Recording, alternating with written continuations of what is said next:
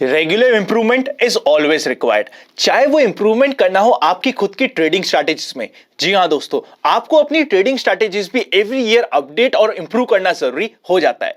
या फिर वो इंप्रूव करना हो पर्सनल में, या फिर इंप्रूव करने की बात हो आनंद का फंडा। तो अब हम 2022 में दो इंप्रूवमेंट करने वाले हैं आनंद का फंडा में। सबसे पहला इंप्रूवमेंट ये होगा स्टॉक इन फोकस के सेक्शन में। जब भी कुछ इंटरेस्टिंग चार्ट मेरी रडार पे आएंगे, चार्ट पे जाके ही आपको चार्ट दिखा के हम डिटेल में डिस्कस करने की कोशिश करेंगे। सेकेंड इंप्रूवमेंट ये होगा एक्सपेक्टेशंस फ्रॉम टुमारोज मार्केट। जब भी वहां पे मुझे निफ्टी में चार्ट दिखा के डिटेल एक्सप्लेन करने की जरूरत होगी तो वहां पे हम चार्ट को भी इंक्लूड करना स्टार्ट करेंगे। कैसे लगे ये दो नए चेंजेस मुझे कमेंट करके बता दीजिएगा। इसी के साथ शुरू करते हैं आज का पहला पार्ट, जिसका नाम है मार्केट टुडे। सबसे पहले इंडेक्स के ऊपर नजर डालते हैं। सेंसेक्स 60,000 के ऊपर जा चुका है और 0.61% पॉजिटिव रहा। निफ्टी अगेन 0.67% पॉजिटिव, 17,900 के ऊपर की एक स्ट्रॉन्ग क्लोजिंग मिल चुकी है। बैंक निफ्टी की बात करें तो 2.32% पॉजिटिव। जैसे ही बैंक निफ्टी ने अपने 200 डे मूविंग एवरेज को रिक्लेम किया, तब से रुका ही नहीं है। उसी के साथ साथ मिड कैप इंडेक्स की बात करें तो 0.15% पॉजिटिव रहा। आज के दिन इंडेक्स तो अच्छा परफॉर्म करे, पर स्टॉक स्पेसिफिक एक्शन कंपैरेटिवली कम देखने को मिला। 961 शेयर एडवांस हुए, जिसके अगेंस्ट में 924 शेयर डिक्लाइन हुए।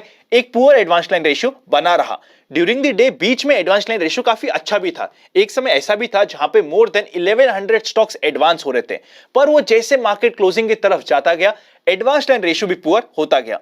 सेक्टर्स की बात करें तो health care, private bank, financial services के बहुत सारे पार्ट्स ने काफी अच्छा परफॉर्म करा। पीएसयू बैंक ने बहुत अच्छा परफॉर्म करा। पीएसयू बैंक ना, जिस दिन लास्ट वीक एक्सपायरी थी, जो वो मंथली एक्सपायरी भी थी, ईयर एंड एक्सपायरी भी थी, हमारी डिटेल में बात हुई थी कि एसबीआई या फिर पीएसयू बैंक को अननेसेसरी प्रेशर में लाया बिकॉज ऑफ एक्सपायरी गेम। तो यहां पे हमें थोड़ा बहुत बाउंस आना जरूरी है। वैसे ही हमने देखा बैंक निफ्टी में भी, पीएसयू बैंक में भी, ओवरऑल फाइनेंशियल सर्विसेज में भी। उसके अगेंस्ट अगर बात करें वीक सेक्टर्स की, आईटी, मीडिया, फार्मा, एफएमसीजी आज के दिन वीक रहे। आईटी देखिए, जिस समय हर कुछ रुका हुआ था, आईटी भाग रहा था। अब बाकी सारी चीजें आगे आ गई तो आईटी ने कहा चलो भाई मैं थोड़ा सा पीछे बैठ जाता हूं। अगर हम यूएस फ्यूचर्स की बात करें तो न्यूट्रल टू स्लाइटली नेगेटिव हम बोल सकते हैं। विक्स 17.22 पे है। आज के दिन मार्केट बढ़ा, पर मार्केट के बढ़ने के साथ फियर भी बढ़ा, जिसकी वजह से आज के दिन विक्स 6.82% पॉजिटिव रहा। निफ्टी के ऊपर नजर डाले तो आज के दिन ओपनिंग हुई थी 17,820 की, जहां पे कल के दिन की क्लोजिंग थी उसी के आसपास ओपनिंग हुई थी, पर मार्केट ने अपना लो बनाया 17,748 का। आपको open for all free Telegram पे बताया भी था 17,700 एक मेजर सपोर्ट कैसे काम करेगा, क्योंकि यहां पे बहुत सारे कॉल राइटर्स बैठे हैं जो आज के दिन ट्रैप हो चुके हैं। और पूरे दिन मार्केट ऊपर की साइड जर्नी कंप्लीट करता रहा। क्लोजिंग हुई 17,925 की और हाई बना 17,944 का।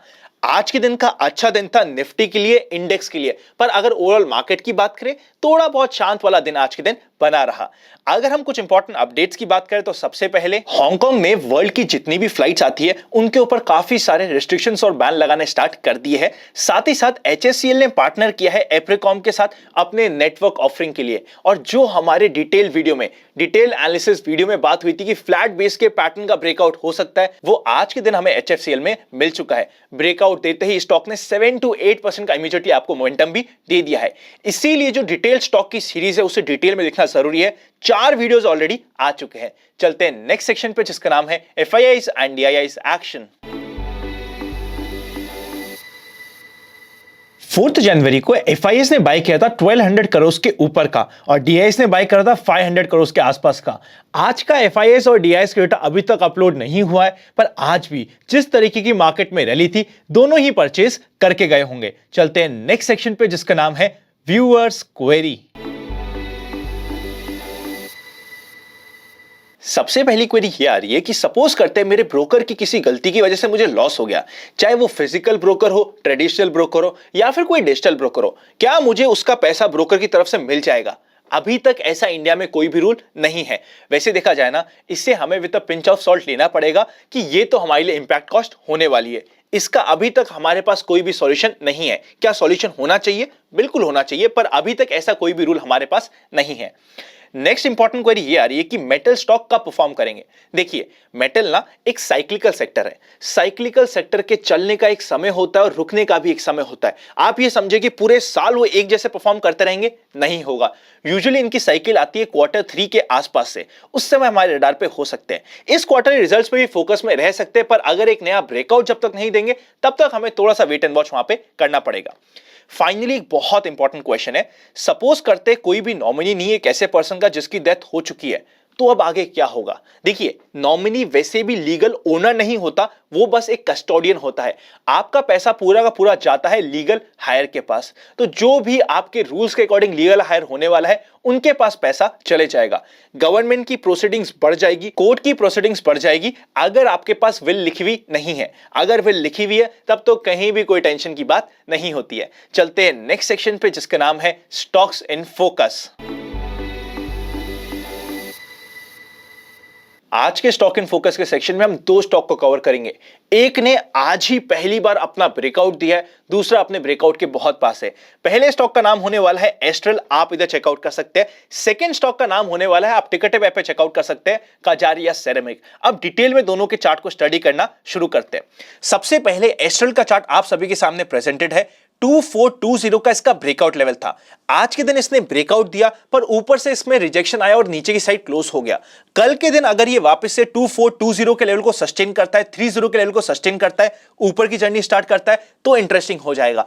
बाय चांस अगर ये अपना ब्रेकआउट रिटेस्ट भी करना चाहता है, कभी 2.5 दिन का फंडा इसमें अप्लाई होता है, तो हमारे डार पे हो सकता है। कंप्लीट चार्ट आप सभी के सामने प्रेजेंटेड है। फ्लैट बेस का बहुत ही प्यारा पैटर्न बना हुआ था, लंबा 2-3 महीने का फ्लैट बेस था, उसके बाद ये ब्रेकआउट करने की कोशिश कर रहा है। सेकंड बात करते हैं कजारिया की। कजारिया अपने ब्रेकआउट लेवल के बहुत ही पास है, जो हो जाता है 1350।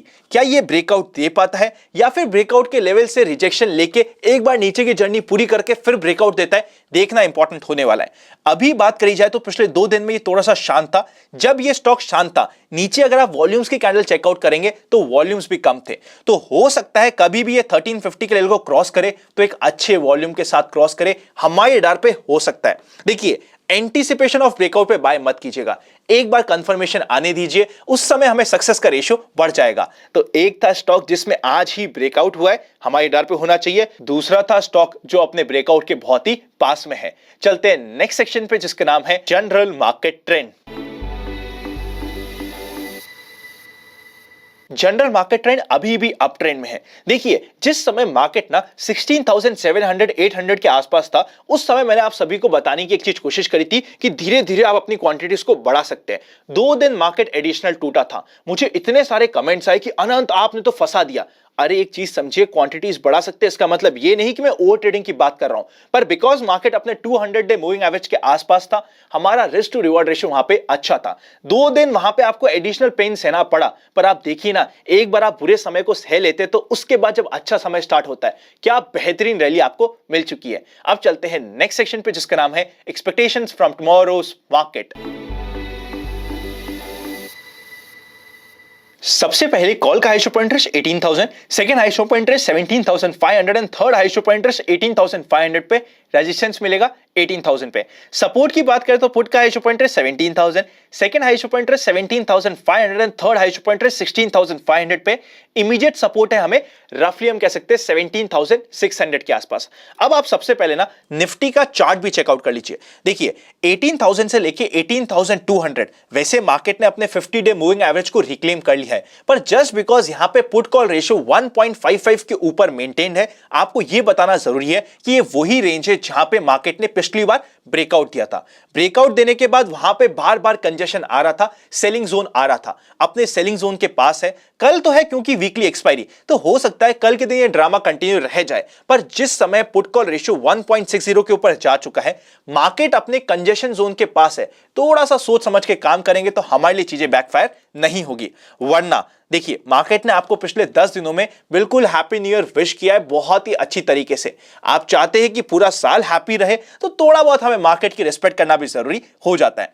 बैंक निफ्टी की बात करें तो अब बैंक निफ्टी के लिए मेजर रेजिस्टेंस होगा 38,000 का, सपोर्ट कैसे काम करेगा 36,500। आई होप आपको आज की वीडियो पसंद आया। अगर अच्छा लगे तो लाइक करे बिना मत जाइएगा। अगर अभी तक आपके पास डीमैट अकाउंट भी नहीं है तो डिस्क्रिप्शन में डीमैट अकाउंट ओपनिंग्स मिल जाएंगे।